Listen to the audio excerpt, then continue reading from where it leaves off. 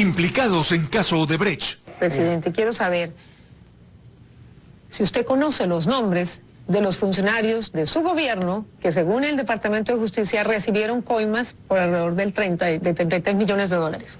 Bueno, su pregunta es ofensiva, porque sería cómplice de la corrupción, así que la rechazo radical. No, perdóneme, no le puedo aceptar. Ahora del Departamento no nos han dado los nombres, pero usted ha hablado de prensa. Primero, en la soberbia y vanidad de los periodistas, creen que cuando lanzan una noticia verdadera, entonces son buena prensa. Es como el juez que hace una sentencia de vez en cuando correcta y el resto son chuecas. Sigue siendo deshonesto. Corrupción en paraísos fiscales. Y lo que haríamos hacer es coherente y luchar contra los paraísos fiscales, que es una de las propuestas que trae el grupo de los 77. Y Estados Unidos es los primeros que se opone, porque estados como Delaware es un paraíso fiscal. De hecho, la corrupción de refinería y probablemente Odebrecht, ¿no?, que ha sido dirigida por el principal abogado de los Isaías, Charlie Pareja, exsecretario privado de León Férez Cordero, también de los principales abogados de Odebrecht en el Ecuador, ¿no? Eso ha sido encausado a través de una empresa fantasma en Delaware, paraíso fiscal. ¿Cómo detecta eso? ¿No? A no ser que confiese el corrupto, que es lo que ha pasado con el caso de Odebrecht. Costos en obras de refinería. No se ha detectado sobrecosto. Ya todos los informes nos dicen que la rehabilitación de la refinería Esmeralda, además de urgente, eso podía estallar, teníamos hasta fracturado el reactor central, ya ha sido técnicamente impecable. Los costos, hemos pedido informes, son razonables.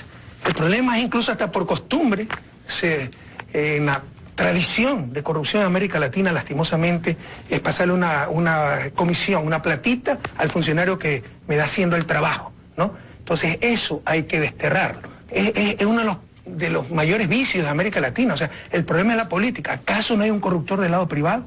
¿Acaso el jefe de la mafia no ha sido un tipo privado, un abogado, Charlie Pareja? ¿Acaso esto no lo permiten los paraísos fiscales protegidos por diferentes países como Estados Unidos? Entonces, por favor, o sea, no hagamos politiquería con un tema tan sensible como es la lucha contra la corrupción. Nosotros hemos jugado la vida por evitar la corrupción. Pero ¿cómo previene esas inconductas personales y cómo las descubre, a no ser que confiese un mafioso o salgan los Panama Papers? Y sigue el endeudamiento interno. El gobierno acudió por más dinero al Banco Central. ¿Cuáles son las cifras? La semana pasada se concretó un nuevo crédito por 550 millones de dólares, con lo cual el monto total de la deuda con el que el Banco Central asciende a 4.800 millones de dólares. Aquí los detalles. La operación financiera entre el gobierno y el Banco Central se concretó la semana pasada, según información oficial de la entidad de reserva.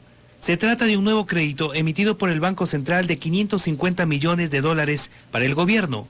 El ministro coordinador de Política Económica, Diego Martínez, precisó para qué se destinarán los recursos. Cerrar cuentas pendientes que tenía el Ministerio de Finanzas con algunos actores privados y los gobiernos autónomos descentralizados. Desde hace 3 años, el Banco Central incrementó el monto de los créditos entregados al régimen.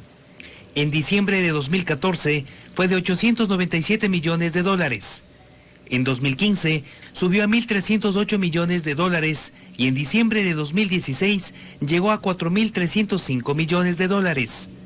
El ex superintendente de bancos, Alfredo Vergara, asegura que son recursos que no le pertenecen al Banco Central.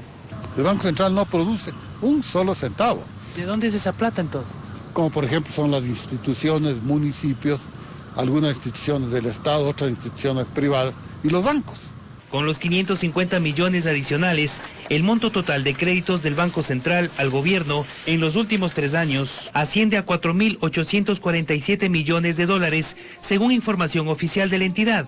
Martínez, quien hasta diciembre pasado fue gerente general del Banco Central, señala que este monto no está contemplado como deuda del gobierno. Las operaciones que hace el Banco Central no son deuda porque son primero de corto plazo. Y en segundo lugar, estas operaciones de corto plazo se hacen con los instrumentos que ustedes ya conocen, que son certificados de tesorería del Ministerio de Finanzas. Pero Vergara asegura lo contrario. Y no hay manera, por lo menos no se ve en el horizonte que esté dispuesto a pagar para dejar cubierto esa deuda.